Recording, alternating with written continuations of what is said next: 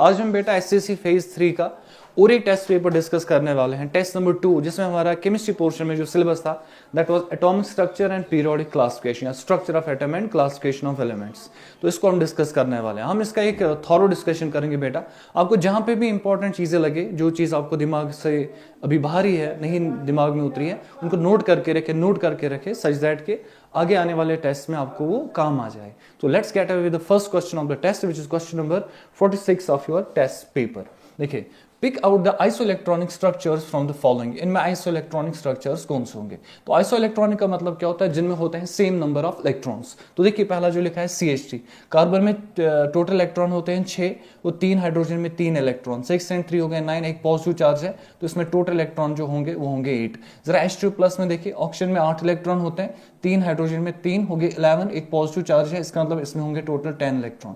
NH3 में nitrogen के 7 electron, 3 hydrogen के 3 इलेक्ट्रॉन हो गए 10। CH3 में कार्बन के 6 इलेक्ट्रॉन, 3 हाइड्रोजन के 3 इलेक्ट्रॉन और एक नेगेटिव चार्ज है, विच मींस टोटल 10 इलेक्ट्रॉन्स। तो ये वाली स्पीशीज जो है इसमें सेकंड, थर्ड एंड फोर, ये वाला second, third and four, these are the isoelectronic species. तो ये वाला पार्ट जो होगा ये इसका आंसर आएगा बेटा। ये तो हो गया हमारा क्वेश्चन नंबर 1।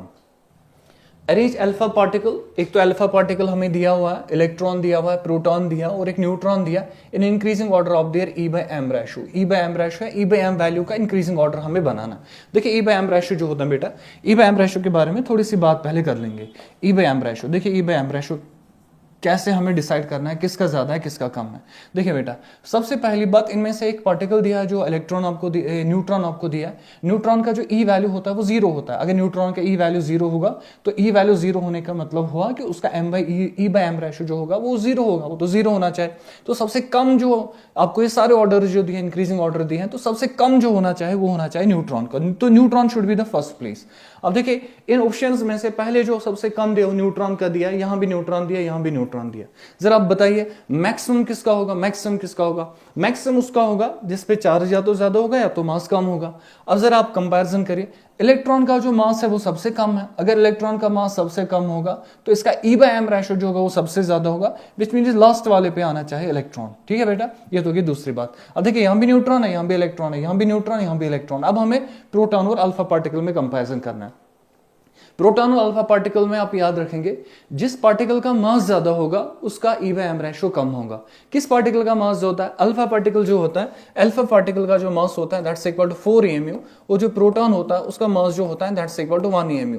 तो इन दोनों में से हैवियर पार्टिकल कौन है? Heavier particle is alpha particle, उसका मास ज्यादा है तो E/m रेशो कम होगा, विच मींस सेकंड प्लेस पे हमें आना चाहिए बेटा अल्फा पार्टिकल आना चाहिए सेकंड प्लेस पे, और उसके बाद थर्ड प्लेस पे हमें आना चाहिए बेटा प्रोटॉन आना चाहिए, क्योंकि प्रोटॉन का जो मास है वो अल्फा पार्टिकल से कम है। तो हमारा जो ऑर्डर बनेगा वो बनेगा न्यूट्रॉन, फिर अल्फा पार्टिकल, फिर आएगा प्रोटॉन और फिर आएगा इलेक्ट्रॉन। तो हमारा जो आंसर आएगा that is neutron, alpha particle, उसके बाद आएगा proton, then we will have electron. ठीक है बेटा, it was E/m ratio. Next question हमारा बनेगा that would be the ratio, हमें रेशो निकालना बेटा, the ratio of E/m। E/m ratio specific charge ratio, values of an electron, एक तो इलेक्ट्रॉन है और अल्फा पार्टिकल है, इनका हमें E/m रेशो निकालना है। तो अगर हम E/m रेशो निकालेंगे, आई will right E/m of electron. E/m of electron कितना होगा? डिवाइड करूंगा बेटा E/m of alpha particle, E/m of alpha particle निकालेंगे। देखिए बेटा क्या है, E/m ऑफ इलेक्ट्रॉन, इलेक्ट्रॉन का चार्ज कितना होता है बेटा? 1.6 इंटू 10⁻⁻19 कोलम होता है इलेक्ट्रॉन का charge, divide by mass of electron कितना होता है? 9.1 इंटू 10⁻31 kg, kg में आपने ले लिया बेटा। ये हो गया इलेक्ट्रॉन का डेटा। जरा बताइए डिवाइड करके क्या करेंगे? Electron charge of alpha particle, alpha particle का चार्ज होता है +2, तो 2 बार हम लिखेंगे 2 इंटू 1.6 इंटू 10⁻⁻19, ये हो गया इसका चार्ज, डिवाइड बाय मास, मास होता है 4 EMU, 4 EMU means 4 into 1.67 into 10⁻⁻19, ये बनेगा बेटा ये वाला जो होगा 10⁻⁻27, 10⁻⁻27, क्योंकि मास लेना है। तो अगर मैं इनका रेशो निकालूंगा, वो रेशो जो आएगा, अब देखिए बेटा इसमें ज्यादा से ज्यादा क्या कर सकते हैं हम? चार्ज को कैंसिल कर सकते हैं। इफ वी कैंसिल चार्ज तो मैं इसको ऐसे लिखूंगा, देखो बेटा क्या, ये वाला चार्ज वाला पार्ट जो होगा इसको कैंसिल कर लेंगे, ये वाला चार्ज वाला पार्ट जो होगा, ये वाला पार्ट और ये वाला पार्ट हम कैंसिल कर सकते हैं। अब देखिए ऊपर क्या बचेगा? यहाँ पे तो 1 बचेगा, तो ऊपर वाला जो टर्म होगा ये ऊपर आएगा। तो ऊपर कौन सा टर्म आएगा बेटा? जब उसको ऊपर लेके जाएंगे वो आएगा 4 इंटू 1.67, 4 इंटू 1.67 इंटू 10⁻⁻27। बताइए बेटा डिवाइड में क्या आ जाएगा? डिवाइड में 4 टर्म तो ऊपर आ गया, ये आएगा 2 इंटू 9.1, 2 इंटू 9.1 इंटू आएगा बेटा 10 टू द पावर -31। तो ये हमारा रेशो निकला। जब इस रेशो को हम सॉल्व करेंगे वो आएगा 3670। तो इस रेशो को सॉल्व करके आप देखिए 3670 आएगा। तो 3670:1 आएगा, जो कि हमारे ऑप्शन में है ही नहीं। हमारे ऑप्शन में ऐसा कोई ऑप्शन नहीं है 3670:1। तो इससे को आंसर जो आएगा दैट्स नन ऑफ दीज। देखिए बेटा क्या है, the ratio of the energy of photon of 2000 angstrom wavelength and radiation of the radiation to that of should be that of 4000 angstrom radiation is। तो एनर्जीज का आपको ratio निकालना है। तो एनर्जीज का रेशियो हम क्या निकालते हैं, ई आपको पता है एनर्जी किसके बराबर होता है, दैट्स इक्वल टू hc/λ। तो हम लिख सकते हैं E is equal to hc/λ के बराबर। तो अगर मैं कंपैरिजन देखूंगा दो फोटॉन्स की एनर्जी में, आई विल राइट E1/E2। मैं ऐसे लिखूंगा E1/E2 दैट लैम्डा और एनर्जी का रिलेशनशिप जो है वो इनवर्स है, I will write λ2 divide by λ1। तो ये हमारा रिलेशनशिप बनेगा सिंपल में एनर्जीज का। तो हम इसी को अप्लाई करेंगे और देखेंगे क्या। आई विल राइट एनर्जी ऑफ कौन सा वाला 2000 एंगस्ट्रॉम वाला, एनर्जी ऑफ 2000 एंगस्ट्रॉम वाला। तो I will right energy E1 और डिवाइड लिखूंगा बेटा E2, E1/E2 मैं लिखूंगा। E1 क्या किसका मैं निकालना है, photon of 2000 angstrom. I will simply write 2000 angstrom, मैं पूरा लिखूंगा बेटा इसको। Photon of energy of 2000 angstrom वाला फोटोन, 2000 एंगस्ट्रॉम वाला फोटोन डिवाइड करूंगा एनर्जी ऑफ 4000 एंगस्ट्रॉम वाला फोटोन, 4000 एंगस्ट्रॉम वाला फोटोन। जरा बताइए किसके बराबर लिखेंगे, एनर्जी और वेवलेंथ का रिलेशनशिप क्या इनवर्स। तो यहां से आएगा 4000 और डिवाइड क्या कर लेंगे हम, डिवाइड कर लेंगे हम 2000। तो आंसर देखेंगे वो आएगा, answer is 2:1। 2:1 means that's equal to 2। तो जो रेशियो आएगा दैट्स इक्वल टू 2। तो हमारा जो आंसर होगा बेटा 2 आएगा इसका ratio. It is not actually 2, it is 2:1। इसको डिवाइड में कुछ भी नहीं, इट हैज टू बी 1 लिखा नहीं है बट इट मींस 2:1। तो ये 2 आएगा बेटा इसका answer. The photon of light having a wavelength 4000 angstrom are necessary to provide the photons of light having a wavelength of 4000 angstrom are necessary to provide 1 joule of energy। हमें जो energy चाहे वो total चाहे 1 joule. देखिए बेटा हमें एक photon की वेवलेंथ दी है और हमें वैसे बहुत सारे फोटोन लेना है जिन फोटोन्स की कंबाइन करके नेट एनर्जी आनी चाहिए 1 जूल। तो एक फोटोन की जो एनर्जी है वो एक फोटोन की जो एनर्जी है वो किसके बराबर है, एक फोटोन की एनर्जी होगी बेटा hc/λ के बराबर, क्योंकि हमें वेवलेंथ दिया हुआ है। तो हमें ऐसे कितने फोटोन लेने पड़ेंगे, n टाइम्स फोटोन, उन सब की मिला के जो एनर्जी होगी net energy that's equal to 1 joule. तो मैं यहां पे लिखूंगा 1 जूल, यहां पे तो 1 आंसर आएगा। हमें चाहिए n किसके बराबर आएगा, जरा बेटा E का वैल्यू 1 रखे आप, E into n into hc/λ। हमें n चाहिए, जरा n बताइए किसके बराबर आएगा, n is equal to λ divide by hc। λ divide कर लेंगे हम बेटा hc का वैल्यू आप बेटा याद रखेंगे, hc का वैल्यू सॉल्व करेंगे। h का वैल्यू कितना होता है, प्लैंक्स कांस्टेंट 6.626 इंटू 10⁻⁻34। c का वैल्यू हो गया 3 इंटू 10⁻8 के बराबर। इन दोनों को मल्टीप्लाई करेंगे, हमारा जो अप्रोक्सीमेट वैल्यू आएगा वो आएगा 2 इंटू 10⁻25। इसको आप याद रखिए, ये न्यूमेरिकल सॉल्व करने में बहुत काम आएगा। So we will calculate n is equal to n किसके बराबर आएगा, लैम्डा देखिए कितना बराबर है, लैम्डा है 4000 एंगस्ट्रॉम, वो बनेगा 4 इंटू 10⁻3। एंगस्ट्रॉम के बदले क्या लिखेंगे हम, 10⁻⁻10 डिवाइड क्या करेंगे hc का वैल्यू, hc का वैल्यू कितना है 2 इंटू 10⁻25। जरा देखिए कितना आएगा बेटा, ये 2 के साथ कटेगा, ये हो गया 2 इंटू, जरा ये देखिए 10⁻7 10⁻7 हो गया यहाँ पे 10⁻7 इंटू 25 ऊपर आएगा, वो बनेगा +25। तो हमारा जो आंसर आएगा वो आएगा बराबर 2 इंटू 10⁻18 आएगा, 2 इंटू 10⁻18 हमारा आंसर आएगा। This is the number of photons जो टोटल में कंबाइन करके एनर्जी देंगे 1 जूल। सो ये आएगा 2 इंटू 10⁻18।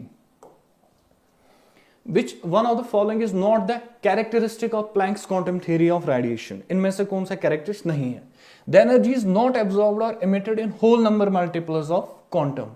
यही गलत स्टेटमेंट लिखा है। एनर्जी एमिट और एब्जॉर्ब होती है in whole number multiple integral multiples of h nu, लेकिन यहां पे लिखा इज नॉट एब्जॉर्ब्ड, यहां पे लिखा बेटा इज नॉट। तो हमें लिखा है which one of the following is not the characteristic, जो नहीं है तो यही नहीं है, यही गलत लिखा है। बाकी देखते हैं ठीक है। Radiation is associated with energy, सही है। Radiation energy is not emitted और absorbed continuously but in the form of small packets of energy quanta, ये बिल्कुल बात सही लिखा है। डिसकंटिन्यूअसली हो रहा है, पैकेट्स ऑफ एनर्जी के फॉर्म में हो रहा है।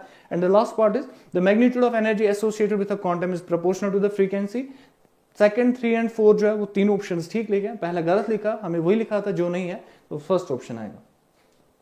The work function of a metal is 4 electron volt. एक मेटल है, उसका वर्क फंक्शन है, वर्क फंक्शन मींस जो इलेक्ट्रॉन निकालने के लिए एनर्जी चाहे वो कितना चाहे, 4 electron volt. If the metal is radiated with radiation of wavelength 200 nanometre, अगर आपने मेटल पे रेडिएशन डाला और उसकी जो वेवलेंथ है वो है 200 nanometre, then the maximum kinetic energy of the photo electron would be, तब जो इलेक्ट्रॉन निकलेगा उसकी जो मैक्सिमम काइनेटिक एनर्जी होगी वो कितनी होगी। और इसके लिए हम सिंपल सा एक फॉर्मूला यूज कर लेंगे।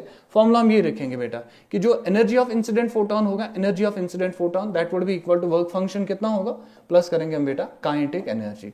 तो हमें एनर्जी ऑफ इंसिडेंट फोटोन तो दिया हुआ है 200 नैनोमीटर दिया है, एनर्जी ऑफ इंसिडेंट फोटोन हम निकालेंगे hc बाय लैम्डा से। वर्क फंक्शन को हमें दिया हुआ है 4 इलेक्ट्रॉन वोल्ट है वर्क फंक्शन, 4 eV है वर्क फंक्शन, प्लस हमें निकालना बेटा काइनेटिक एनर्जी। जरा बताइए काइनेटिक एनर्जी किसके बराबर आएगा? काइनेटिक एनर्जी आएगा बराबर hc बाय लैम्डा माइनस कर लेंगे हम 4 इलेक्ट्रॉन वोल्ट, 4 इलेक्ट्रॉन वोल्ट। अब देखिए इसका यूनिट इलेक्ट्रॉन वोल्ट्स में और इसका यूनिट जो होगा वो जूल्स में हम निकालेंगे, तो इसको भी जूल बना देंगे, इसको भी जूल, और आंसर भी काइनेटिक एनर्जी किस में आएगा? जूल्स में। hc का वैल्यू कितना होता है 2 × 10⁻⁻25। जरा लैम्डा का वैल्यू चेक करिए, अब लैम्डा का वैल्यू कितना है 200 नैनोमीटर, इट इज 2 × 10⁻²⁹ ये बनेगा आंसर। ऐसा यूनिट्स में माइनस करेंगे 4 इंटू इलेक्ट्रॉन वोल्ट कितने जूल्स होता है 1.6 × 10⁻⁻19 जूल्स, तो इतना लिखेंगे हम। देखिए 2 और 2 तो कटेगा, ये हो गया 7, 7 ऊपर आएगा, तो अगर 7 ऊपर आ गया तो ये बनेगा 10⁻⁻18, ये बनेगा 10⁻⁻18 माइनस 4 इंटू 1.6 इंटू 10⁻⁻19। तो अब देखिए हमें क्या निकालना, हमें निकालना बेटा काइनेटिक एनर्जी। तो काइनेटिक एनर्जी का वैल्यू जो आएगा वो किसके बराबर आएगा? Kinetic energy would be equal, जरा यहाँ से 10 हम इसको निकाल सकते हैं कॉमन 10⁻⁻19। अगर हम 10⁻⁻19 कॉमन निकालेंगे तो यहाँ पे 10 बचेगा, माइनस 4 इंटू 1.6 होगा 6.4, 6.4 इंटू करेंगे हम 10⁻⁻19, 10⁻⁻19। अब जरा इसको देखिए बेटा, लिख सकते हैं 10⁻⁻19। देखिए 10⁻⁻19 आप इसको वापस मल्टीप्लाई करो तो ये बनेगा ना वापस 10⁻⁻18, तो 6.4 इन दोनों का मल्टीप्लाई इंटू 10⁻18, तो वैल्यू कितना आएगा 10.6.4, वो आएगा बेटा 3.5, 3.6 के बराबर आएगा, 3.6 into 10⁻⁻19 joule. This would be the value of kinetic energy of the ejected electron. तो ये काइनेटिक एनर्जी आएगी, तो ये हमारा आंसर होगा 3.5 इंटू 10⁻⁻19 जूल। देखिए बेटा क्या लिखे, if threshold wavelength lambda not for ejection of electron from a metal is 330 nanometre. Threshold wavelength इतनी है, थ्रेशोल्ड वेवलेंथ मींस जो आपको मिनिमम वेवलेंथ चाहे इलेक्ट्रॉन को रिमूव करवाने के लिए, तो उतनी जो वेवलेंथ है वो 330 नैनोमीटर है। Then work function for the photo electron emission is, तब वर्क फंक्शन कितना होगा? देखिए बेटा वर्क फंक्शन जो होता है ये सिंपल सा एक सवाल लिखा है कि आपने एक फोटोन लाया, उसकी कुछ वेवलेंथ है, उसने इलेक्ट्रॉन को हिट किया और इलेक्ट्रॉन निकल गया, तो जो एनर्जी इलेक्ट्रॉन, जो फोटोन एनर्जी देगा इलेक्ट्रॉन को, वही तो वर्क फंक्शन होगा, उसी से इलेक्ट्रॉन निकल जाएगा। तो इसका मतलब जो वर्क फंक्शन होना चाहिए, work function that's equal to h nu not, work function तो h न्यू नॉट के बराबर आएगा। तो वर्क फंक्शन किसके बराबर आएगा? h का वैल्यू हम लिखेंगे 6.626 इंटू 10⁻34। तो हम वर्क फंक्शन का वैल्यू ऐसे निकाल सकते हैं फिर, w is equal 6.626 into 10⁻34, 10⁻34 into करेंगे न्यू नॉट का वैल्यू। न्यू नॉट हमें निकालना है, न्यू नॉट हमें नहीं पता है, तो मैं लिखूंगा, इसको ऐसे लिखेंगे फिर w is equal hc by lambda, hc by lambda लिखेंगे। मैं इसको दोबारा सब्स्टिट्यूट करूंगा बेटा, क्योंकि हमें लैम्डा दिया हुआ है। तो hc का वैल्यू कितना होगा 2 इंटू 10⁻⁻25। लैम्डा का वैल्यू देखिए बेटा 330, तो 330 जो बनेगा, 330 को हम ऐसे लिख सकते हैं 3.3 इंटू 10⁻² इंटू, अब देखिए यूनिट क्या दिया, नैनो, नैनो हो गया 10⁻⁹, 10⁻⁹। तो W की वैल्यू जो आएगी वो आएगा 2 divide by 3.3 would be almost 0.6 आएगा वो, तो 0.6 लिख लेंगे यहाँ पे, इंटू देखिए कितना आएगा 10⁻⁻25 है, यहाँ से जाएगा 10⁻⁻7, जब 10⁻⁻7 ऊपर जाएगा बनेगा 10⁻+7, तो यहाँ पे आएगा 10⁻⁻18 आएगा यहाँ पे।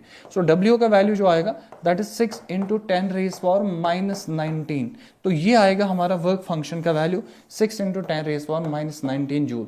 अब जरा देखिए ऑप्शन में ऐसा कोई है 6 इंटू 10⁻⁻19 जूल, ये हमारा आंसर आएगा बेटा इस क्वेश्चन का। ठीक है, आपको समझ में आया क्या करना है? आपको एक फोटोन का वेवलेंथ दिया, that's being incident on a metal which removes the electron from the metal surface, so therefore the energy of the incident photon must be equal to the work function of that metal. तो work function is equal to h nu naught, hc by lambda से solve किया, you will get this value. A photon of 300 nanometer is absorbed by a gas and then emits two photons. एक photon absorb किया, दो photon emit किए. One has a wavelength of, एक photon जो है ना उसकी वेवलेंथ जो है वो आपको दी हुई है. Then the wavelength of second photon is. तो इसका मतलब क्या हुआ बेटा, आपने गैस लिया हुआ है, दिस इज अ गैस, इस गैस ने क्या किया, एक फोटोन इमिट किया.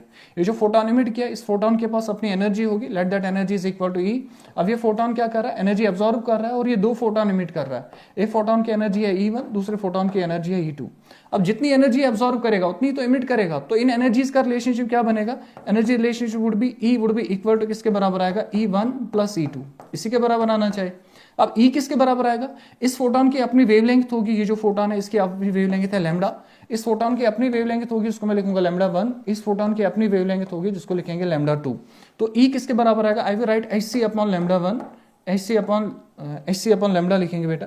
Hc अपॉन लैम्डा जो आएगा इसको ऐसे लिखेंगे, energy of incident photon is Hc upon lambda, energy of ejected photon of first photon would be Hc lambda 1 plus क्या लिखेंगे Hc अपॉन लैम्डा 2. तो ये बनेगा हमारा इक्वेशन. Hc कटेगा तो हमारा जो इक्वेशन बच जाएगा वो बच जाएगा लैम्डा 1 बाय लैम्डा जो आएगा वो किसके बराबर आएगा, 1 upon lambda would be equal to 1 upon lambda 1 plus 1 upon lambda 2. ये हमारा बनेगा बेटा इक्वेशन. अब देखिए इंसिडेंट फोटोन की आपको वेवलेंथ शायद दी हुई है, ए फोटोन ऑफ 30 नैनोमीटर, तो मैं लिखूंगा 1 डिवाइड बाई 300 नैनोमीटर. तो मैं 300 लिखूंगा. सारे वेवलेंथ है तो यूनिट जो भी लेंगे आप यूनिट की टेंशन मत लीजिए. देखिए it is equal to 1 divide by lambda 1. जरा लैम्डा 1 एक फोटोन जब इमिट हो रहा है उसका है 496, यहाँ पे लिखेंगे 496 और प्लस करेंगे 1 बाई लैम्डा 2 हमें निकालना है. अब देखिए क्या करेंगे, इस क्वेश्चन को इजी बनाने के लिए और इजीली सॉल्व करने के लिए मैं 496 के बदले क्या लिखा करूंगा, 500. तो 500 मेरे कैलकुलेशन में इजी हो जाएगा. तो मैं इसका आंसर लिखूंगा, तो आई विल राइट 1 बाई 300 और ये माइनस करूंगा. सो आई विल राइट 1 बाई 300, इसको माइनस करेंगे 1 डिवाइड बाई ये 496 है, इसको मैं 500 मानूंगा. तो मैं लिखूंगा minus 500 it's equal to 1 by lambda 2. 1 by lambda 2. जरा आप देखिए 500 ये इसको क्रॉस मल्टीप्लाई करिए, वो कितना आएगा, 500 माइनस वो आएगा 200 आएगा बेटा. 200 डिवाइड बाई क्या कर लेंगे, 5 इंटू 3 कितना हो गया 15 और इसके साथ आएंगे 4 0 2 0 2 0 कटेंगे, यहाँ से आएगा 1 by lambda 2.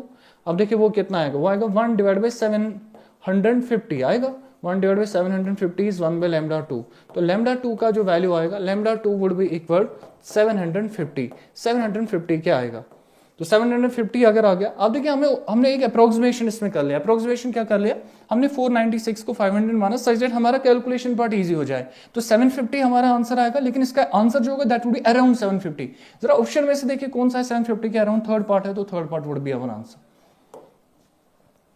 For which of the following species Bohr's theory does not apply? इनमें से Bohr's theory किस पे अप्लाई नहीं होता. Bohr's theory is applicable to one electron species. जिनमें एक ही इलेक्ट्रॉन होता है वहां पे Bohr's theory अप्लाई होता है. तो वन इलेक्ट्रॉन स्पीशीज में कौन है, hydrogen is a one electron specie, ठीक है. Li+2 is a one electron specie, helium plus is a one electron specie, sodium plus is a 10 electron specie. इस पे अप्लाई नहीं होगा, that would be our answer.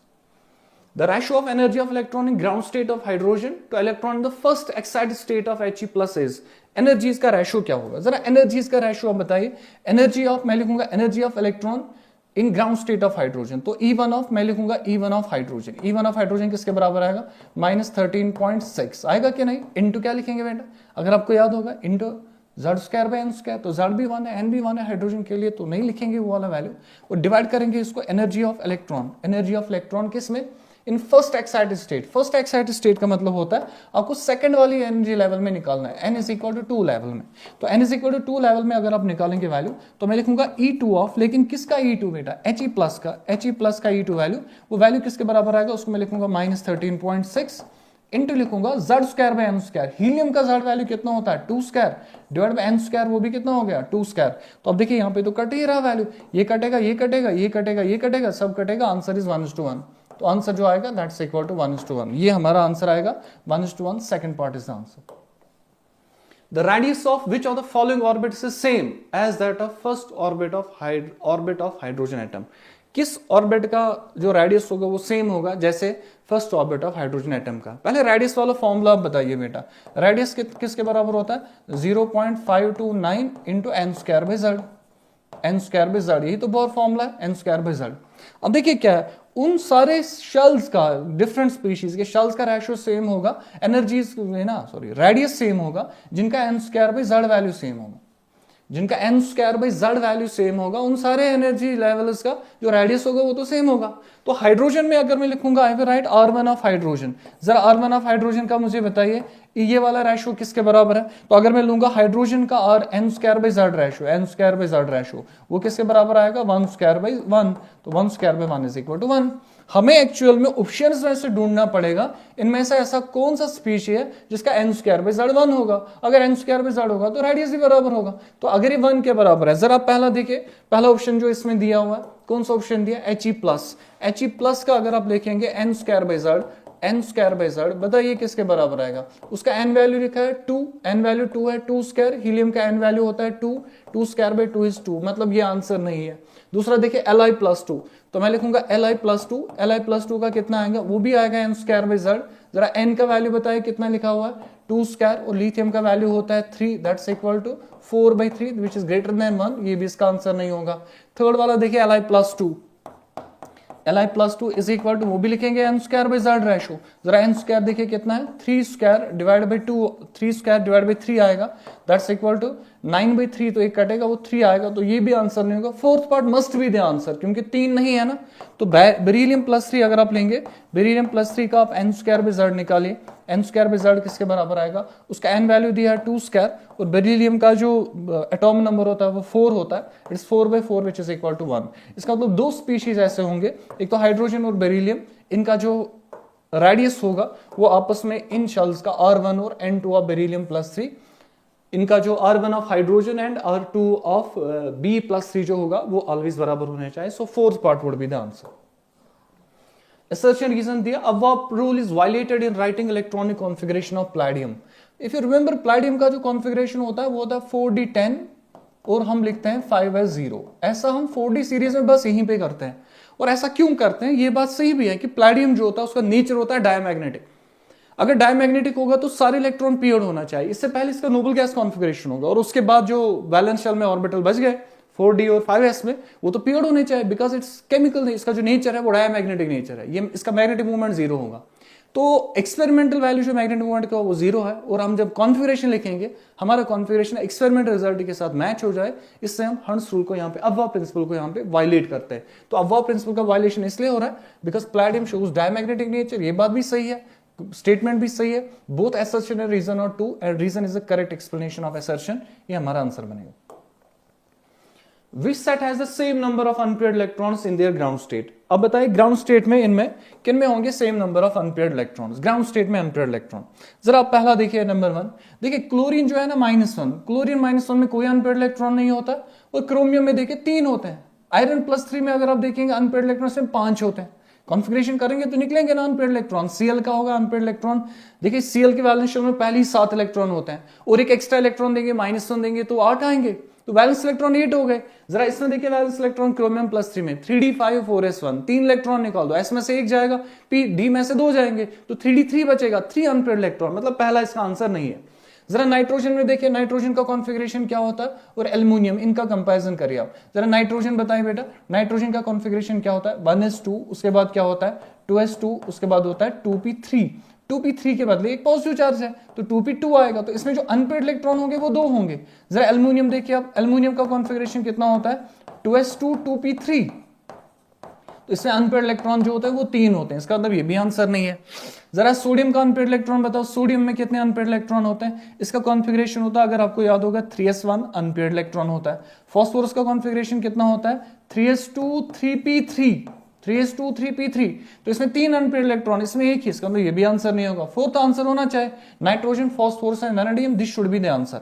अब ये कैसे answer है, जरा नाइट्रोजन का कॉन्फ़िगरेशन करिए आप, नाइट्रोजन का कॉन्फ़िगरेशन करेंगे 2s2 2p3, तो ये इसका कॉन्फ़िगरेशन बनेगा, 3 अनपेयर्ड इलेक्ट्रॉन है इसमें, p में 3 इलेक्ट्रॉन, p में 3 electron and all the 3 would be unpaired electrons, 1 2 and 3 होंगे कि नहीं, हाँ सही। देखिए फास्फोरस का कॉन्फ़िगरेशन कितना आएगा वैलेंस शेल का 3s2 3p3, तो उसमें भी 3 इलेक्ट्रॉन है तो अनपेयर्ड होंगे। उसके बाद क्या लिखा है वैनेडियम, वैनेडियम का कॉन्फ़िगरेशन कितना आएगा, वो आएगा 3d3 और आएगा 4s2, इसके 4s2 में अनपेयर्ड इलेक्ट्रॉन नहीं है, लेकिन 3d में कितने इलेक्ट्रॉन है 5 इलेक्ट्रॉन है, 3d में 3 इलेक्ट्रॉन है, तो 3 इलेक्ट्रॉन होंगे, तो 3 इलेक्ट्रॉन जो होंगे all the 3 must be unpaired electrons, तो इसका जो करेक्ट ऑप्शन होगा that will be option number 4। An element has electronic configuration जो है predicted period, group and block। जरा इसका configuration देखिए आप बेटा, configuration कौन सा होगा? देखिए पहला शेल तो 1s2 है, दूसरा शेल तो ये होगा, ये हो गया थर्ड शेल। जरा आप देखो बेटा, सबसे लास्ट इलेक्ट्रॉन किस शेल में? थर्ड शेल में, तो इसका पीरियड नंबर थर्ड होना चाहिए। तो पीरियड नंबर थर्ड, या तो थर्ड ऑप्शन आना चाहिए तो फर्स्ट ऑप्शन आना चाहिए, देखेंगे आगे। उसके बाद लास्ट इलेक्ट्रॉन एस में जाएगा, पी में जाएगा तो it should be P block, तो ये पी ब्लॉक भी होना चाहिए। Period third, block 3। अगर ये पी ब्लॉक एलिमेंट है, पी ब्लॉक एलिमेंट का जो ग्रुप नंबर होता है वो आपको याद होना चाहिए। इसका जो ग्रुप नंबर होगा वो होता है बराबर 12 plus NP electrons. 12 plus NP electrons, अगर आपने ये पढ़ा हुआ है 10 plus NS plus NP electron, वो भी वही होता है। एनएस में 2 होती है, 10 प्लस 2 इज 12, तो 12 प्लस एनपी इलेक्ट्रॉन, तो मैं लिखूंगा 12 प्लस कितने एनपी इलेक्ट्रॉन लास्ट में 3, वो आएगा 15। तो ये हमारा आंसर बनना चाहे फिर कि ग्रुप 15 होगा, ब्लॉक पी होगा, पीरियड 3 होगा, ये आएगा बेटा इसका आंसर। देखिए डॉबरनियर का ट्राइड कौन सा है? सोडियम पोटेशियम रुबिडियम नहीं है, वो है, अगर आपको याद होगा, that is lithium sodium potassium, rubidium नहीं है। फॉस्फोरस सल्फर आर्सेनिक नहीं है, ये भी नहीं है। मैग्नीशियम सल्फर आर्सेनिक ये भी नहीं है। क्लोरीन ब्रोमीन आयोडीन है, टेक्स्ट बुक में बनाया हुआ एक ट्राइड आपको देख सकते हैं वहां।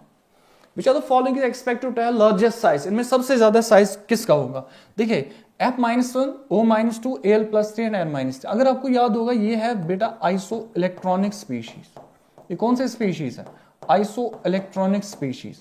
अगर ये आइसो इलेक्ट्रॉनिक स्पीशीज है, जरा आइसो इलेक्ट्रॉनिक स्पीशीज में हम क्या करते हैं बताइए बेटा? आइसो इलेक्ट्रॉनिक स्पीशीज में याद रखना जो साइज होगा, जो Z इफेक्टिव होगा, if you remember Z effective is directly proportional to positive charge and it is inversely proportional to negative charge. Inversely proportional to negative charge. अब देखिए जो जितना Z इफेक्टिव ज्यादा होगा उतना साइज छोटा होगा, अब जितना Z इफेक्टिव कम होगा उतना साइज बड़ा होगा। अब देखिए इनमें से आपको क्या बताना है? एक्सपेक्टेड है लार्जेस्ट साइज। अब लार्जेस्ट साइज किसका होगा? साइज उसका ज्यादा होगा जिसका Z इफेक्टिव कम होगा। अगर आप साइज देखेंगे इनका, साइज जो होगा it will very inversely with Z effective. Z effective तो जिसका Z इफेक्टिव कम उसी का साइज ज्यादा। Z इफेक्टिव किसका कम? जिसका नेगेटिव चार्ज ज्यादा। अब जरा नेगेटिव चार्ज देखिए किसमें ज्यादा है?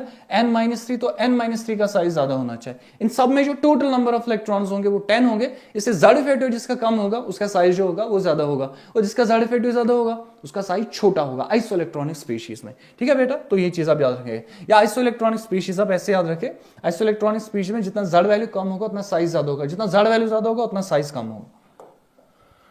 Ratio between longest wavelength of hydrogen atom in Lyman series to the shortest wavelength in Balmer series of He+S। देखिए हमें क्या करना है? रेशियो निकालना है किसके बीच में? लॉन्गेस्ट वेवलेंथ, सबसे longest wavelength of hydrogen atom. जरा आप मुझे बेटा बताइए लॉन्गेस्ट वेवलेंथ लैम्डा जो होना चाहिए should be maximum, lambda maximum. बताइए म्यू क्या होगा? म्यू होगा मिनिमम। बता एनर्जी डिफरेंस क्या होगा? Del E should be minimum. अगर फ्रीक्वेंसी कम तो एनर्जी डिफरेंस भी कम। लैम्डा जो है ना, लैम्डा इज वेवलेंथ तो मैक्सिमम, वही तो लिखा लॉन्गेस्ट वेवलेंथ, सबसे मैक्सिमम वेवलेंथ। तो मैक्सिमम वेवलेंथ का मतलब है फ्रीक्वेंसी कम होना चाहिए। तो अगर फ्रीक्वेंसी कम होगा तो energy difference between two levels वो कम होना चाहिए। और किस सीरीज में आपको देखना? लाइमन सीरीज में। जरा आपको याद है लाइमन सीरीज में क्या होता है? लाइमन सीरीज में सबसे छोटा वेवलेंथ कब निकलेगा? जब इलेक्ट्रॉन कहां से आएगा? N2 से इलेक्ट्रॉन जब आएगा, N=2, जब इलेक्ट्रॉन सेकंड लेवल से आएगा, N=2 से N=1 लेवल। तो लाइमन सीरीज में इलेक्ट्रॉन 2 से 1 आना चाहिए, तब होगा ये minimum minimum frequency and maximum wavelength. तो the shortest wavelength in Balmer series. Balmer series में क्या होता है? जरा बाल्मर सीरीज का बताइए। बाल्मर सीरीज में जो इलेक्ट्रॉन आता है वो कहां से कहां तक आता है? बाल्मर सीरीज में इलेक्ट्रॉन हायर लेवल से गिर के आएगा on the second level, N=2 level. तो इलेक्ट्रॉन को आना है N=2 लेवल, लेकिन आपको क्वेश्चन में लिखा है shortest wavelength. Shortest wavelength means maximum frequency means highest energy. Highest energy कब होगी? अगर इलेक्ट्रॉन आएगा इन्फिनिटी से, N=∞ से गिरेगा N=2। इन्हीं दो का आपको वेवलेंथ्स का रेशियो निकालना है। और वेवलेंथ्स का रेशियो आप कैसे निकालेंगे? आपको ये फॉर्मूला याद है बेटा, V⁻=RH। अगर आपको थोड़ा आइडिया है इस फॉर्मूला का, 1/N1² - 1/N2² और इंटू करते हैं बेटा Z²। तो ये फॉर्मूला आपको याद है। मैं यही दो फॉर्मूला अप्लाई करूंगा दोनों पे, एक तो लाइमन सीरीज पे भी, बाल्मर सीरीज पे भी। लाइमन सीरीज है हाइड्रोजन में और बाल्मर सीरीज है He+ में। तो I will write V bar, पहले मैं लिखूंगा हाइड्रोजन के लिए V bar of hydrogen it's equal to, बताओ क्या लिखेंगे, आर एच तो लिखना ही पड़ेगा, बताइए उसके बाद क्या लिखेंगे, 1 डिवाइड बाई, कहां आ रहा है इलेक्ट्रॉन, इलेक्ट्रॉन तो आ रहा है 1 पे, लाइमन सीरीज में मैं लिखूंगा 1 स्क्वायर, माइनस क्या करूंगा 1 डिवाइड बाई 2 स्क्वायर, बताइए उसके बाद क्या आएगा z 1 स्क्वायर, ये तो हो गया v bar of hydrogen. What about v bar of He plus, v bar of He plus, v bar of He plus किसके बराबर आएगा, RH आएगा, बताइए इसके बाद क्या आएगा 1 डिवाइड बाई, कहां पे इलेक्ट्रॉन आ रहा है 2 पे आ रहा है, तो 2 स्क्वायर लिखेंगे, माइनस कितना करेंगे 1 divide by infinity square, infinity square, और इसका z वैल्यू जो होता है, z वैल्यू जो होता है He प्लस का वो 2 के बराबर होता है, तो हम लिखेंगे 2 स्क्वायर। अब जरा देखिए मैं इन दो इक्वेशंस को डिवाइड करूंगा, रेशियो निकालूंगा, जब रेशियो निकालेंगे तो क्या कटेगा, जरा आप देखिए RH तो कटेगा, देखिए बेटा उसके अलावा ये 1 divide by infinity square, 1 divide by infinity square is 0, ये तो हो गया 0, 2 स्क्वायर और 2 स्क्वायर कटेगा। अब देखिए हमारा फॉर्मूला कहां तक पहुंच गया, हमारा फॉर्मूला बनेगा v bar of H divide by v bar of He plus, v bar of He plus, He plus, जरा देखिए किसके बराबर आ गया, इट इज इक्वल, ये डिनोमिनेटर वाला टर्म सारा कैंसिल हो गया, वो बनेगा 2 स्क्वायर, 2 स्क्वायर इज 4, तो आएगा 4 minus 1 divide by 4, 4 minus 1 divide by 4, 4 minus 1 divide by 4, 4 minus 1 divide by 4 would be equal to 3/4। तो ये हमारा आ गया वेव नंबर्स का रेशो, लेकिन हमें वेव नंबर नहीं पूछा, हमें पूछा वेव लेंथ। अगर आपको याद होगा वेव नंबर और वेव लेंथ का रिलेशनशिप इनवर्स होगा, तो अगर रिलेशनशिप इनवर्स होगा तो हमारा जो रेशो भी होगा वो भी क्या निकलेगा, इनवर्स। अगर आपको थोड़ा और आइडिया आएगा मैं इसको थोड़ा सिंपलीफाई करूंगा, V bar of hydrogen, V bar of hydrogen is 1 by lambda of hydrogen, 1 by lambda of hydrogen, बताइए डिवाइड क्या कर लेंगे, 1 बाई लैम्डा ऑफ हाइड्रोजन क्या लिखेंगे बेटा, V bar of 1 divide by lambda of He plus 2 आएगा कि नहीं, He प्लस 2 आएगा, He प्लस, सॉरी प्लस 2 नहीं आ गया, He प्लस आएगा। जरा इस रेशो को किसके बराबर लिखा है, 3/4। बता मुझे न्यूमरेटर में क्या लिखना है, अगर मैं इस रेशो को थोड़ा सही से लिखूं, I will write like this, I will write lambda of He plus जो आएगा divide by lambda of hydrogen, that would be equal to किसके बराबर आएगा, जरा बेटा यहाँ रेशो देखिए 3/4 के बराबर है, सो आई विल राइट 3/4 के बराबर। बट हमें ये रेशो नहीं पूछा है, हमें पूछा है लैम्डा ऑफ हाइड्रोजन, इसका रेसिप्रोकल पूछा है ऑफ He प्लस, वो कितना आएगा, that should be equal to 4/3, 4/3 should be the answer, and we have to see if there is an option in the question with 4/3, तो पहला ही ऑप्शन लिखा बेटा 4/3 लिखा है, 4/3 would be it's answer.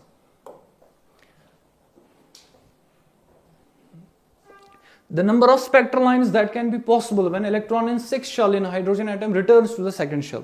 Electron अगर 6 से सेकंड आएगा, 6 से सेकंड आएगा तो इलेक्ट्रॉन का n2 वैल्यू जो होगा वो हम 6 लेंगे, इलेक्ट्रॉन आ रहा है n2 से, कहां पे आ रहा है n1, n1 कितना मान लेंगे हम, वो मान लेंगे हम 2 के बराबर, तो इलेक्ट्रॉन 6 से अगर 2 तक आएगा तो नंबर ऑफ स्पेक्ट्रल लाइंस किसके बराबर आएगा, फॉर्मूला आपको याद है n2 minus n1 into n2 minus n1 plus 1, n2 minus n1 plus 1 और डिवाइड कर लेंगे आप बेटा 2 से, n2 माइनस n1 कितना आएगा, 6 माइनस 2, 6 माइनस 2 यहाँ पे लिखेंगे 6 माइनस 2, 6 माइनस 2 प्लस 1 और डिवाइड कर लेंगे हम 2 से, 6 माइनस आएगा 4 इंटू 6 माइनस 2 प्लस 1 वो हो गया 5, तो 6 इंटू ये बीच में मल्टीप्लीकेशन होगा, तो 6 into 5/2 which is equal to 10 lines, तो हमें टोटल जो स्पेक्ट्रम में लाइन्स मिलेंगे, spectral lines, they would be equal to 10। To which electronic transition between Bohr's orbit in hydrogen, आपको पता है ना बोर्स ऑर्बिट में जो हाइड्रोजन में ट्रांजिशन होगा, the second line of Balmer series, Balmer series का सेकंड लाइन किसको बिलोंग करेगा, जरा बॉल्मर सीरीज का सेकंड लाइन आप बताइए, बॉल्मर सीरीज देखो क्या बेटा, मैं इसको मानूंगा n इज इक्वल टू 1, इसको मानूंगा n इज इक्वल टू 2, इसको मानूंगा n इज इक्वल टू 3, इसको मानूंगा n इज इक्वल टू 4, तो ये मैंने बनाए हैं सीरीज। जरा आप मुझे बताएं बेटा बॉल्मर सीरीज में जो पहला लाइन होगा, बॉल्मर मींस 2 पे, पहला लाइन कहां आएगा 3 से 2, ये होगा फर्स्ट लाइन, सेकंड लाइन कहां से आएगा 4 से 2, ये हमारा आंसर है कि सेकंड लाइन बताओ, second line is from 4 to 2, तो हम लिखेंगे 4 to 2, बॉल्मर सीरीज ने पूछा। The uncertainty in position of an electron is, एक इलेक्ट्रॉन की पोजीशन में आप अनसर्टेनिटी निकाल रहे हो और किसके बराबर है, लैम्डा बाई 4 पाई के, well lambda is the D Broglie wavelength, the uncertainty in velocity will be, uncertainty in velocity किसके बराबर होगा, जरा इक्वेशन आप याद दिला दीजिए, अगर आपको डी ब्रॉगली है ना अनसर्टेनिटी प्रिंसिपल याद है, अनसर्टेनिटी प्रिंसिपल क्या कहता है, जरा याद बताओ बेटा क्या है, del X into del P it's equal to h by 4 pi, you can write greater than और equal to h by 4 pi, ये हमारा है अनसर्टेनिटी प्रिंसिपल। अब आपको क्वेश्चन में लिखा अनसर्टेनिटी इन पोजीशन, जो uncertainty in position del x है that's equal to lambda by lambda divide by किसके बराबर, लैम्डा डिवाइड बाई 4 पाई के बराबर है वो, lambda divide by 4 pi into लिखूंगा मैं del P, that would be equal to h by 4 pi, लिखूंगा यहाँ पे h अपॉन 4 पाई। अब 4 पाई कैंसिल होगा तो हमारा जो इक्वेशन बनेगा वो बनेगा lambda into del P it's equal to h, आएगा कि नहीं? तो डेल पी किसके बराबर आएगा? वो रहा डेल पी इज इक्वल, जरा डेल पी बताइए किसके बराबर आएगा? Del P is equal, del P किसके बराबर आएगा? h by lambda, del P would be equal to h by lambda. हमें लेकिन पूछा क्या?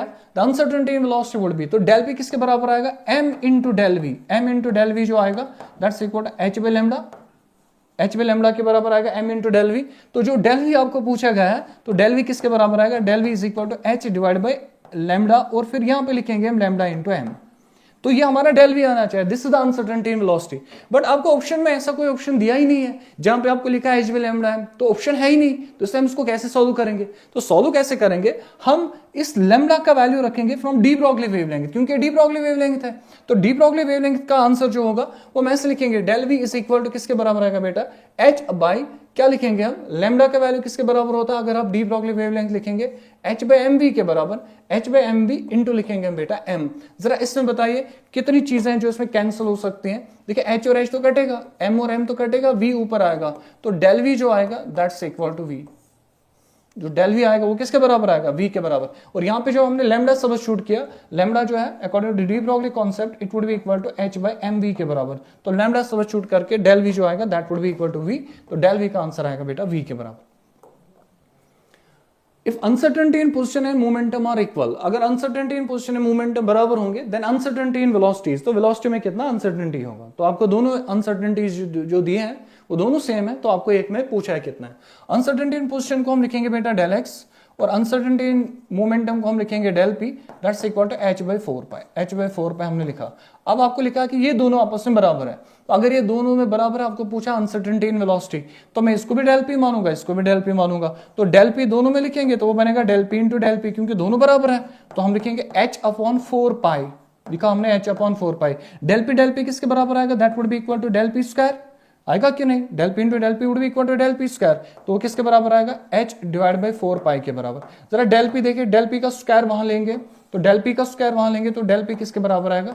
That would be equal to root of h upon 4 pi, आ गया रूट ऑफ। जरा आप बताइए बेटा, root of h by 4 pi जब आएगा, जरा डेल पी बताओ किसके बराबर है? डेल पी आएगा बराबर m into del we, m into del we, m into del v किसके बराबर आएगा? Root of h by 4 pi, h by 4 pi. जरा देखिए डेल वी किसके बराबर आएगा? डेल वी इज इक्वल, बताइए m तो डिवाइड हो जाएगा, यहाँ 4 जो है ना ये परफेक्ट स्क्वायर है, बाहर निकाल दो 2 आएगा, तो 1 डिवाइड बाई 2m में लिखूंगा।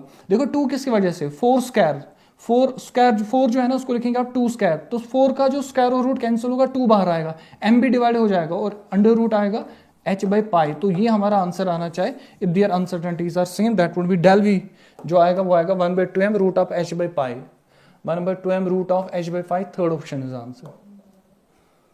The number of electrons having L is equal to 0 in chlorine atom, जिसका एटॉम नंबर 17 है। हमें क्या करना है? हमें टोटल इलेक्ट्रॉन वो काउंट करने हैं क्लोरीन के जिन ऑर्बिटल्स में L का वैल्यू 0 होगा, और L का वैल्यू 0 होता है वो S सबशेल में होता है। तो अगर आपको L वैल्यूज याद होंगे, अगर आपको सबशेल दिया जाएगा SPDF, ये आपको सबशेल दिया है SPDF, इनका जो L वैल्यू होता है वो कितना होता है? यहाँ पे 0, यहाँ पे 1, यहाँ पे 2, यहाँ पे 3, आप G भी लिख सकते हैं, उसके बाद 4 लिख सकते हैं, तो ये हमारे L वैल्यूज बनेंगे। हमें सिर्फ वो वाले इलेक्ट्रॉन काउंट करने हैं जिनमें L का वैल्यू कितना होगा? L value would be equal 0 के बराबर। तो अगर हम क्लोरीन का इलेक्ट्रॉनिक कॉन्फ़िगरेशन निकालेंगे वो बनेगा 1s2, उसके बाद लेंगे हम बेटा 2s2, उसके बाद 2p6 आएगा, उसके बाद 3s2 आएगा, उसके बाद आएगा 3p5। तो ये हमारा कॉन्फ़िगरेशन बनेगा। इस कॉन्फ़िगरेशन में देखिए आप S जिनका L वैल्यू 0 है, S वाले इलेक्ट्रॉन कितने होंगे? 2 इलेक्ट्रॉन, 2 इलेक्ट्रॉन और 2 इलेक्ट्रॉन, टोटल आर 6 इलेक्ट्रॉन्स।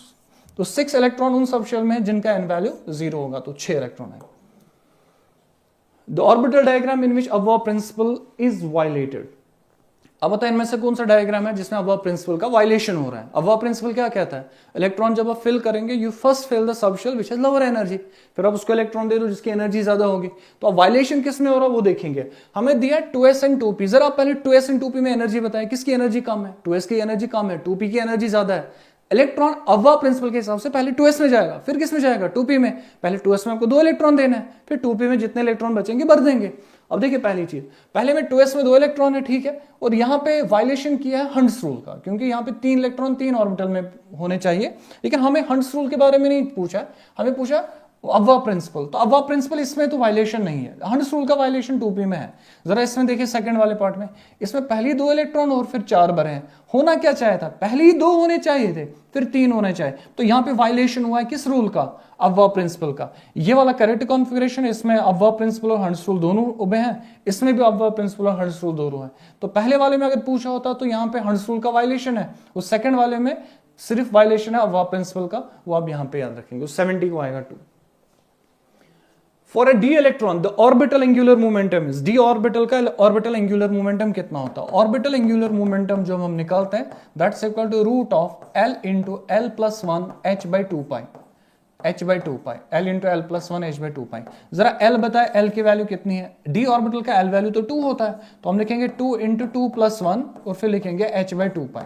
अभी हमने l वैल्यू पीछे वाली स्लाइड पे लिखा हुआ है, तो 2 इंटू 1 इज 3, 3 इंटू 2 इज 6, वो आएगा root 6 h by 2 pi, root 6 h by 2 pi is the orbital angular momentum of d।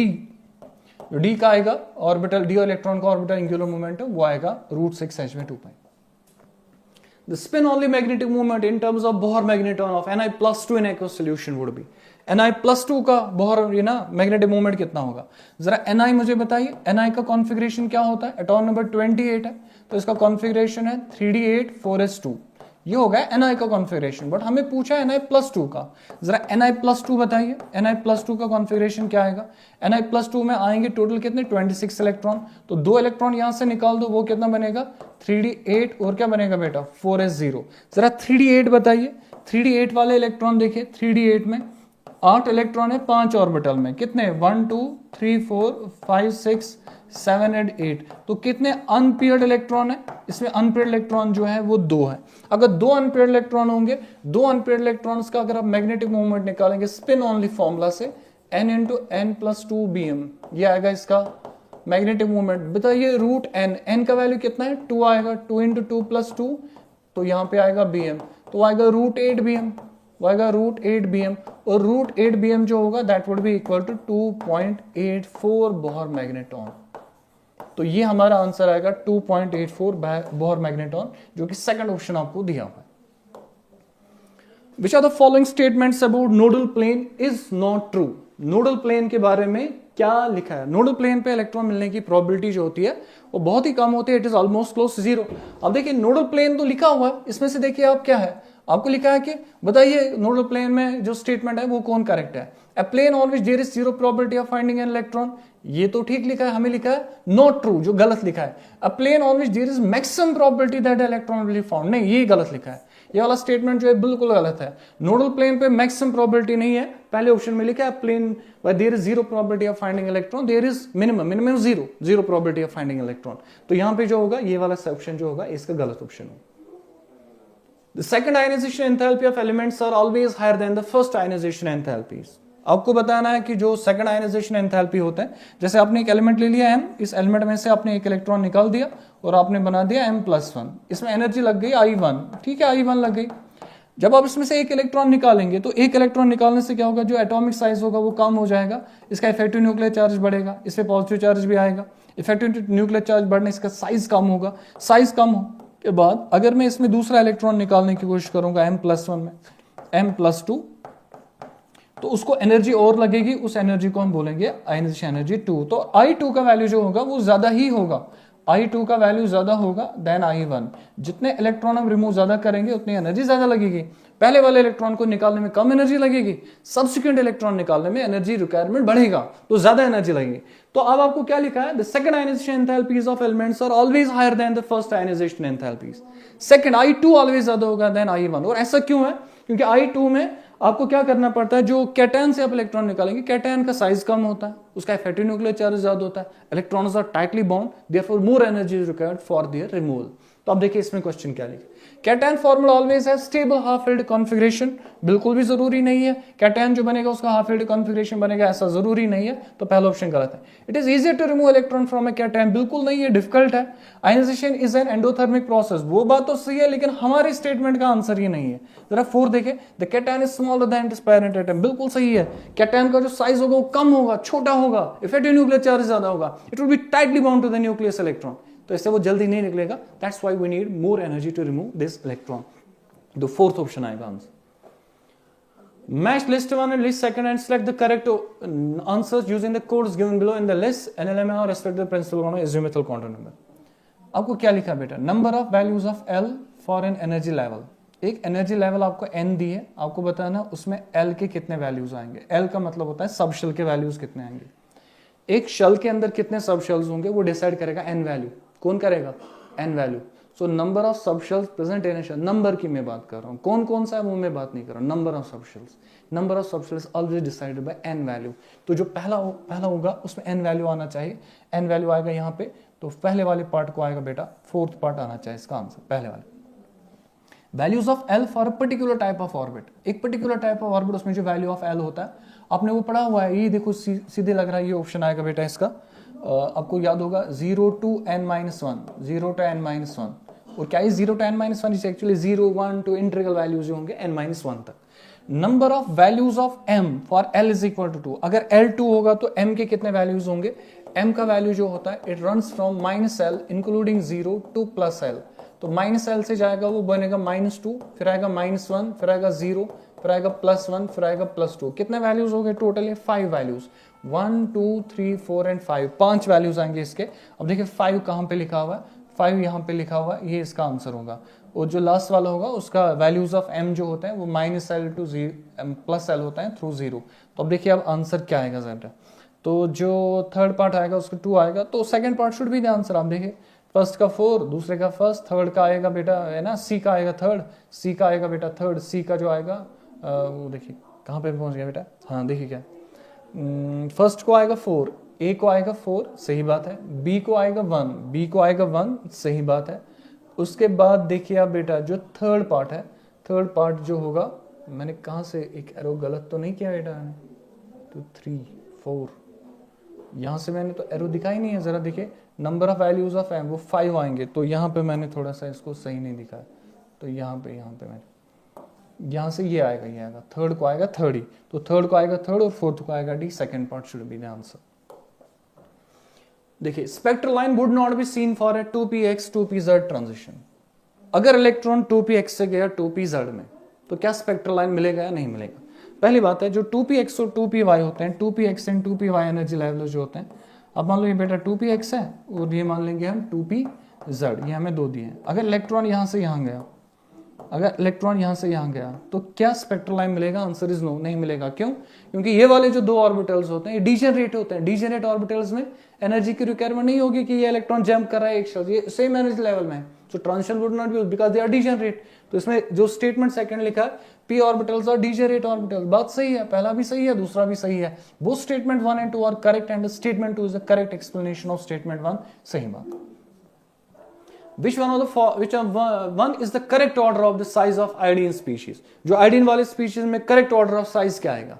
Iodine तीनों है. आप देखिए बेटा मैंने आपको क्या बोला, अगर मैं आयोडीन ले लूंगा ना, आयोडीन ले लूंगा, इसमें से इलेक्ट्रॉन रिमूव करूंगा, माइनस करूंगा इलेक्ट्रॉन, माइनस इलेक्ट्रॉन करूंगा तो I+1 इफेक्टिव न्यूक्लियर चार्ज बढ़ेगा. कैटायन बनाने से, इलेक्ट्रॉन रिमूव करने से इफेक्टिव न्यूक्लियर चार्ज बढ़ेगा. तो अगर मैं साइज देखूंगा बेटा, इसका साइज अगर इतना होगा तो इसका साइज छोटा होगा, इससे छोटा साइज होगा. लेकिन अगर हम ऐसा करेंगे I-1 और एक स्पीशीज दिया, अगर मैं इसको इलेक्ट्रॉन यहीं से दे दूंगा, प्लस करूंगा इलेक्ट्रॉन, तो ये तो बनेगा I-1 बनेगा, I-1 बनेगा. लेकिन I-1 में क्या होगा? उसमें इलेक्ट्रॉन बढ़ेंगे, इफेक्टिव न्यूक्लियर चार्ज कम होगा और साइज बढ़ेगा. जरा साइज का ऑर्डर बताओ क्या होगा बेटा?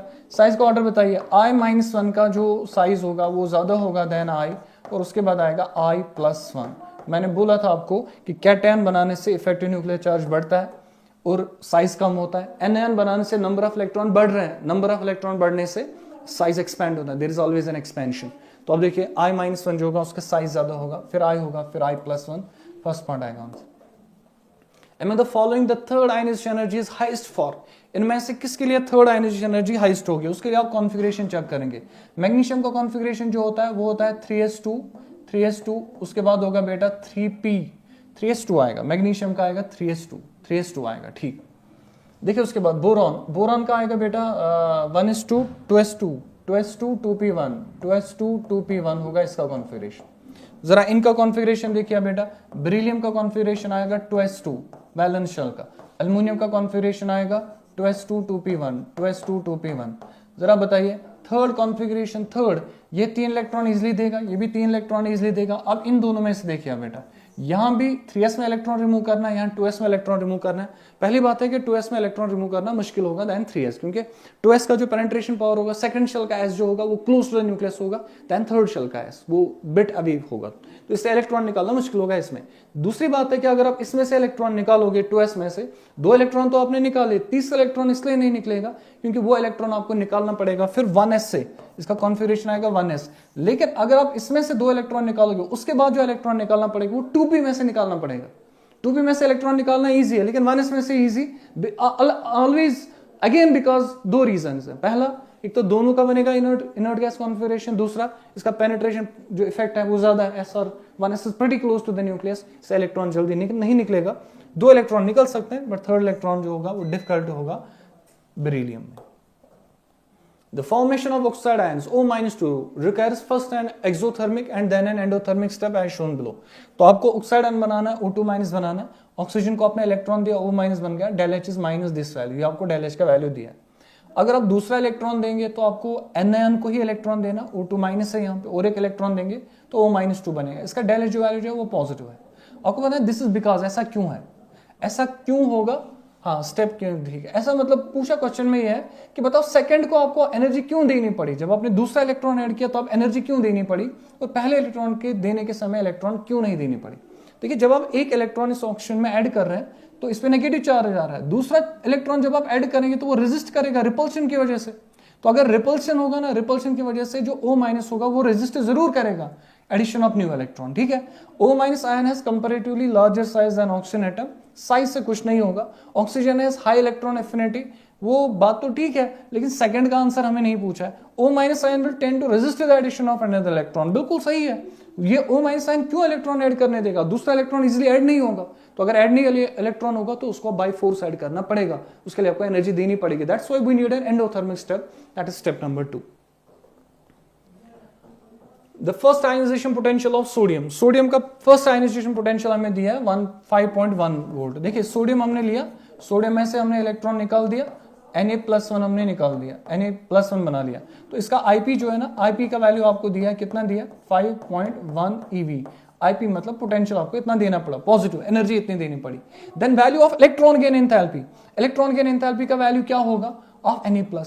देखो बेटा क्या, जब Na+ बना उस टाइम पे कितनी एनर्जी देनी पड़ी, प्लस। अगर Na+ को मैं वापस इलेक्ट्रॉन दूंगा, वापस इलेक्ट्रॉन देंगे Na+ को, तो इतनी एनर्जी लूज करेगा, तो इसकी जो इलेक्ट्रॉन गेन एंथैल्पी होगी, इलेक्ट्रॉन गेन एंथैल्पी जो होगी वो तो नेगेटिव होनी चाहिए, वो आएगा बराबर -5.1 इलेक्ट्रॉन वोल्ट। एक न्यूट्रल एटम का जो आयनाइजेशन पोटेंशियल होता है वो उसके मोनोवैलेंट कैटायन का इलेक्ट्रॉन गेन एंथैल्पी भी होता है, बट साइन डिफरेंट होगा, यहां से जाते समय इतनी एनर्जी देनी पड़ी, अगर मैं इसको वापस लाता इतनी एनर्जी लूज हो जाएगी, तो इलेक्ट्रॉन गेन एंथैल्पी भी -5.1, सेकंड ऑप्शन आएगा बेटा answer. The correct sequence which shows decreasing order of the ionic ready of the elements. Ionic ready of elements कौन निकाला, aluminium, magnesium, sodium, fluorine and O-2। अब देखिए सारे ऑप्शंस में जो ऑप्शंस दिए हमें, जो स्पीशीज दी ionic species, all the ionic species are isoelectronic species. Isoelectronic species में क्या होता है, आपको साइज बताना है। जरा बताइए साइज किसका छोटा है आइसो इलेक्ट्रॉनिक स्पीशीज में, जिसका Z इफेक्टिव ज्यादा होगा। Z इफेक्टिव किसका ज्यादा होगा, जिसका पॉजिटिव चार्ज ज्यादा होगा। और बताइए साइज किसका बड़ा होगा, जिसका नेगेटिव चार्ज ज्यादा होगा। ये सारे आइसो इलेक्ट्रॉनिक स्पीशीज है। अब देखो साइज कहां पे ज्यादा है, इन सब में से नेगेटिव चार्ज ढूंढिए, नेगेटिव चार्ज यहाँ पे, तो साइज सबसे ज्यादा O-2 का होगा। अब देखिए लास्ट वाला ऑप्शन देखो, O-2 का साइज सबसे ज्यादा होगा, आयनिक रेडी सबसे ज्यादा, फिर उसके बाद फ्लोरीन का थोड़ा कम, सोडियम का और कम, मैग्नीशियम का और कम, एल्युमिनियम सबसे छोटा। क्यों, क्योंकि उसका इफेक्टिव न्यूक्लियर चार्ज बहुत ज्यादा होगा, क्योंकि पॉजिटिव चार्ज है। तो जो हमारा जो ऑर्डर ऑफ साइज बनेगा ये बनेगा, this is for isoelectronic species.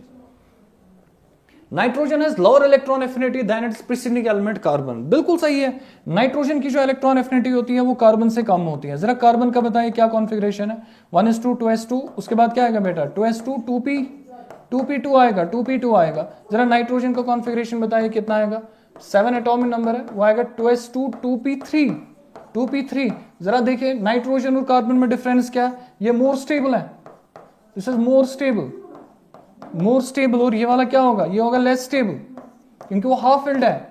ये हाफ फिल्ड कॉन्फ़िगरेशन है, हाफ फिल्ड नहीं है। Nitrogen has lower electron affinity, इसके इलेक्ट्रॉन एफिनिटी कम है than its preceding element because nitrogen का स्टेबल हाफ फिल्ड कॉन्फ़िगरेशन है। ये इलेक्ट्रॉन जल्दी ऐड नहीं करेगा क्योंकि आप पहली स्टेबल है। जो कार्बन होगा वो इलेक्ट्रॉन ऐड करने की कोशिश करेगा क्योंकि वो P2 से P3 बनेगा, लेस स्टेबल से मोर स्टेबल बनेगा। तो इसलिए क्या होगा, तो इलेक्ट्रॉन एफिनिटी तो बात सही है, लेकिन क्यों है, nitrogen atom has half filled p orbital. बिल्कुल सही है, हमारा आंसर आएगा। बाकी हमें आंसर में इन्हीं दो में कंपैरिजन करना है, तो ये हमारा आंसर बनेगा। Which one of the following arrangements represents correct order of electron gain enthalpy with negative sign of the given atomic species? Atomic species में आपको याद होगा बेटा, जो पीरियड सेकंड एलिमेंट होते हैं, पीरियड सेकंड एलिमेंट, और अगर आप लेंगे period third element, period second element में मैं लूंगा बेटा ऑक्सीजन, पीरियड थर्ड एलिमेंट में लूंगा मैं सल्फर। आपको याद होगा जो ऑक्सीजन होता है उसकी जो इलेक्ट्रॉन गेन एंथैल्पी होती है और सल्फर की फर्स्ट इलेक्ट्रॉन गेन एंथैल्पी जो होती है, जरा आप मुझे बताइए ऑक्सीजन की इलेक्ट्रॉन गेन एंथैल्पी। हमने अभी एक क्वेश्चन किया था, जस्ट बिफोर हमने एक सवाल किया था इलेक्ट्रॉन गेन एंथैल्पी का, ये देखिए कहीं पे हमने किया था बेटा ऑक्सीजन। जरा ऑक्सीजन की देखो इलेक्ट्रॉन गेन एंथैल्पी कितनी है, -142। तो -142 है electron gain enthalpy of oxygen, -142। तो अगर मैं इसका लिखूंगा EgE कितना होगा, EgE इज इक्वल टू -142, -142 है इसका इलेक्ट्रॉन गेन एंथैल्पी का वैल्यू। लेकिन अगर आप सल्फर लेंगे उसका electron gain enthalpy of the order of -200 होगा।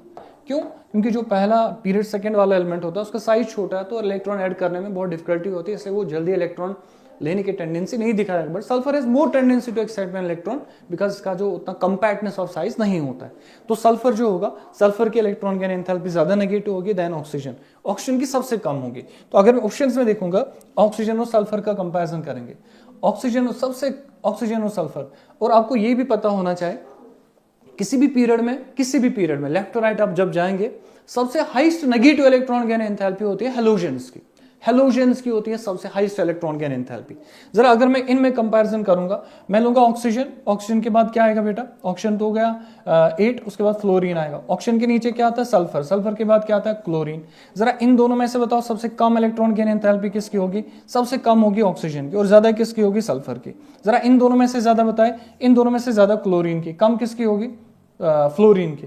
तो अब एक बात समझिए, सबसे कम वैल्यू किसका होगा, ऑक्सीजन का। आप देखो सबसे कम वैल्यू ऑप्शन में यहाँ पे लिखा है ऑक्सीजन, तो ऑक्सीजन का वैल्यू सबसे कम, फिर उसके बाद सल्फर, हो गया सल्फर। अब फ्लोरीन और हेलोजन जो है ना उनकी जनरली सबसे ज्यादा है। किसी भी पीरियड में लेफ्ट टू राइट जाओ, most negative electron gain enthalpy is for halogens, लेकिन फ्लोरीन की कम है, क्लोरीन की ज्यादा। आप टेक्स्ट बुक से डेटा चेक कर सकते हैं, इसका होगा 328 के अराउंड, इसका होगा 349 के अराउंड। ये हमारा आंसर बनेगा इस question. Which of the following oxide is most acidic in nature? इनमें से कौन सा ऑक्साइड होगा जो सबसे ज्यादा उसका नेचर होगा सबसे ज्यादा एसिडिक। जरा आप देखिए कौन कौन एलिमेंट दिया, बेरिलियम दिया, मैग्नीशियम दिया, कैल्शियम दिया और बैरियम दिया। ये आपको 4 एलिमेंट्स दिए, ग्रुप सेकंड के एलिमेंट्स आपको दिए हैं, ग्रुप सेकंड। जब आप ग्रुप सेकंड पे नीचे जाओगे, जरा नीचे बताइए क्या होगा, डाउन द ग्रुप क्या होगा, मेटेलिक कैरेक्टर बढ़ेगा, हाँ बढ़ेगा, मेटेलिक कैरेक्टर इंक्रीज। और अगर मेटेलिक कैरेक्टर बढ़ेगा, नेचर ऑफ ऑक्साइड जो होगा वो बनेगा ज्यादा बेसिक। नेचर ऑफ ऑक्साइड जो होगा वो बेसिक नेचर बनेगा, becomes more basic. Nature of oxide जो होगा वो और ज्यादा बेसिक बन जाएगा। Nature of oxides becomes more basic, इसका मतलब जो पहला होना चाहिए उसका कम बेसिक नेचर होगा, विच मीन्स वो एसिडिक होना चाहिए। और जितना हम नीचे जाएंगे उतना बेसिक नेचर बढ़ेगा, और बेरिलियम ऑक्साइड जो होना चाहिए दैट शुड बी बेसिक। तो यहां से यहां बेसिक जाएगा, बढ़ेगा बेसिक नेचर, इसका मतलब एसिडिक जो होगा वो पहला ही होना चाहिए। तो मोस्ट ऑक्साइड जो होगा that should B beryllium oxide. In which of the following arrangements the order is not correctly according to the property indicated against it? इनमें से ऑर्डर कौन गलत, increasing size, aluminium +3, magnesium +1, Na+1, F-1। अभी मैंने एक बार पढ़ा लिया आइसोइलेक्ट्रॉनिक स्पीशीज। जब आप यहां से वहां जा रहे हैं तो देखिए पॉजिटिव चार्ज कम हो रहा है, पॉजिटिव चार्ज कम होने का मतलब है साइज बढ़ने लगेगा। तो सबसे छोटा साइज एल्युमिनियम का होगा, फिर मैग्नीशियम +2, फिर Na+1 और F-1 का साइज सबसे ज्यादा होगा। जरा सेकंड देखिए, इंक्रीजिंग I1 जो बढ़ रहा है, जरा यहां देखिए। जरा नाइट्रोजन और ऑक्सीजन में आप कंपैरिजन करिए बेटा। नाइट्रोजन का क्या कॉन्फ़िगरेशन है, 2s2 2s2 2p3 नाइट्रोजन का कॉन्फ़िगरेशन। ऑक्सीजन का कॉन्फ़िगरेशन 2s2 2p4। आप मुझे बताएं इन दोनों में से इलेक्ट्रॉन निकालना इजी कहां पे है, 2p3 में से, 2p4 में से। 2p4 में से इजी निकालना है, 2p3 में से ज्यादा होगा। तो इसका मतलब I1 जो होगा नाइट्रोजन का, I1 of nitrogen that should be greater than I1 of oxygen. I1 of oxygen. Nitrogen का फर्स्ट आयनिश एनर्जी ज्यादा होना चाहिए, लेकिन इसने लिखा है कि नाइट्रोजन की फर्स्ट आयनिश एनर्जी कम है ऑक्सीजन से। क्या ये बात सही है? ये तो गलत लिखा है। इसका मतलब ये वाला जो स्टेटमेंट दिया है ये गलत दिया हुआ, कि जो नाइट्रोजन की आयनिश एनर्जी है वो ज्यादा होनी चाहिए देन ऑक्सीजन, एरो रिवर्स में होना चाहिए, बट एरो ऐसे लिखा तो इसलिए वाली प्रॉपर्टी जो है वो गलत है। और बाकी जो चीजें लिखी है वो बिल्कुल सही लिखी है। इंक्रीजिंग इलेक्ट्रॉन एफिनिटी, आयोडीन की कम, फिर ब्रोमीन, फिर क्लोरीन, सबसे ज्यादा क्लोरीन की। इंक्रीजिंग मेटलिक रेडियस बढ़ेगा डाउन द ग्रुप, बिल्कुल सही लिखा।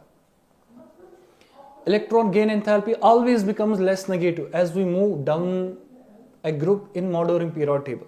जब आप टॉप टू बॉटम जाओगे, इलेक्ट्रॉन गेन एंथैल्पी जो होगी वो ऑलवेज लेस नेगेटिव होगी। अगर ये लिखता है ना electron gain enthalpy becomes less negative as we move down the group, वो बात सही है। बिकम्स ऑलवेज, इसमें टर्म लिखा ऑलवेज, ऑलवेज टर्म बेटा इसका आंसर नहीं होगा। ऑलवेज लेस नेगेटिव नहीं बनेगी। जैसे अब ऑक्सीजन से सल्फर जाएंगे तो मोर नेगेटिव बनेगा, फ्लोरीन से क्लोरीन जाओगे तो मोर नेगेटिव बनेगा, इसने लिखा लेस नेगेटिव। इसका मतलब जो पहला पॉइंट है वो गलत लिखा। स्टेटमेंट सेकंड है, the size of atom increase on going down the group in modern period table and the added electron would be further from the nucleus. ये बात तो सही लिखी है। जब आप टॉप टू बॉटम जाएंगे साइज ऑफ एटम बढ़ेगा और उसके अलावा क्या होगा, एडेड इलेक्ट्रॉन जो होगा न्यूक्लियस से दूर होगा। बात सही है। तो पहला स्टेटमेंट गलत है, दूसरा सही है। Statement 1 is true, statement second is false. Identify the wrong statement in the following. इसमें से गलत वाला स्टेटमेंट कौन होगा? Amongst isoelectronic species smaller the positive charge, जितना पॉजिटिव चार्ज कम होगा on the cation smaller is the ionic radius. ये बात तो गलत लिखी है। आइसोइलेक्ट्रॉनिक स्पीशीज में जितना चार्ज कम होगा पॉजिटिव चार्ज उतना साइज बड़ा होगा। पॉजिटिव चार्ज कम होना, साइज ज्यादा है। पॉजिटिव चार्ज ज्यादा होगा तो साइज कम होगा। इसने लिखा है स्मॉलर। स्मॉलर क्या होना चाहिए? Positive charge on the cation smaller is the ionic radius. ये बात गलत लिखी है और ये हमारा रॉन्ग स्टेटमेंट बनेगा इसमें। जरा दूसरा पढ़िए क्या लिखा है, amongst isoelectronic species greater the negative charge, जितना नेगेटिव चार्ज ज्यादा होगा on the anion larger is ionic radius. ये बात तो सही है। जितना नेगेटिव चार्ज उतना रेडियस ज्यादा, सही है। Atomic radius of an element increase as we move down the first group of the period, बात सही है। Atomic radius of the element decrease as one moves from left to right in the second period of period table, तो ये सही बात है। A gives A plus plus electron. A species है कोई, इसमें आप ए प्लस बना रहे हो और इलेक्ट्रॉन मिल रहा है, और इवन शायद एनर्जी लग रही है इलेक्ट्रॉन निकालने में, आगे पढ़ लेंगे क्वेश्चन में। एंड फिर उसके बाद जो ए प्लस बना, ए प्लस से आप और एक इलेक्ट्रॉन निकाल रहे हैं और ए प्लस 2 बन रहा है और इलेक्ट्रॉन भी मिल रहा है।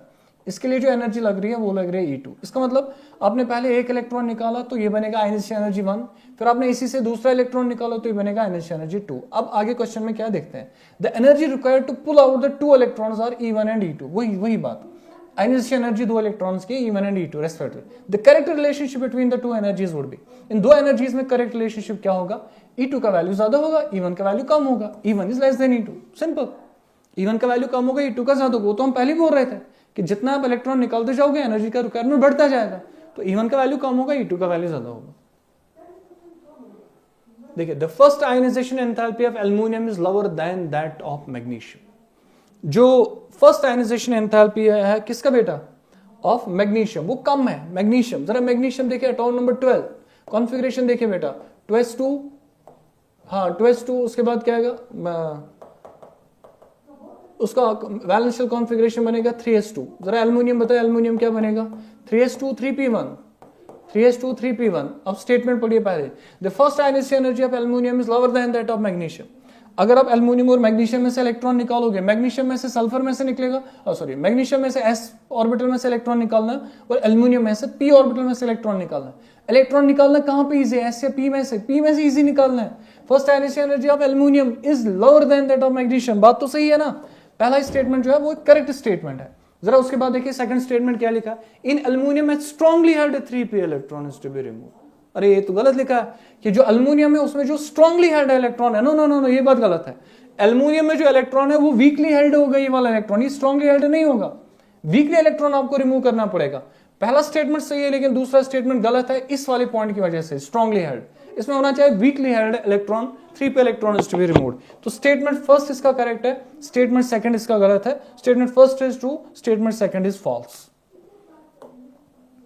What would be the IUPAC name of the element with atomic number 104? 104 जिस एलिमेंट का एटॉमिक नंबर है उसका IUPAC नेम क्या होगा? सिंपल सी बात है, 104 एटॉमिक नंबर है, 104। जरा आप बताइए क्या लिखते हैं आप लिखते हैं पहले 1 को अन, 0 को लिखते हैं आप नील, उसके बाद है 4 को लिखते हैं आप कॉड, कॉड और उसके बाद लिखते हैं लास्ट में IOM, तो आएगा अनिल कॉडियम आएगा इसका आंसर, अनिल कॉडियम। तो ये बनेगा हमारा correct answer of the question. So thank you so much, we wish you all the very best for your results. अगले टेस्ट के लिए अच्छे से प्रिपरेशन करिए, जहां पे कहीं पे कोई कंफ्यूजन होगा we all are here to help you. तो जब भी आपको जरूरत पड़ेगी reach out us, we are just a text away. Thank you so much, all the best.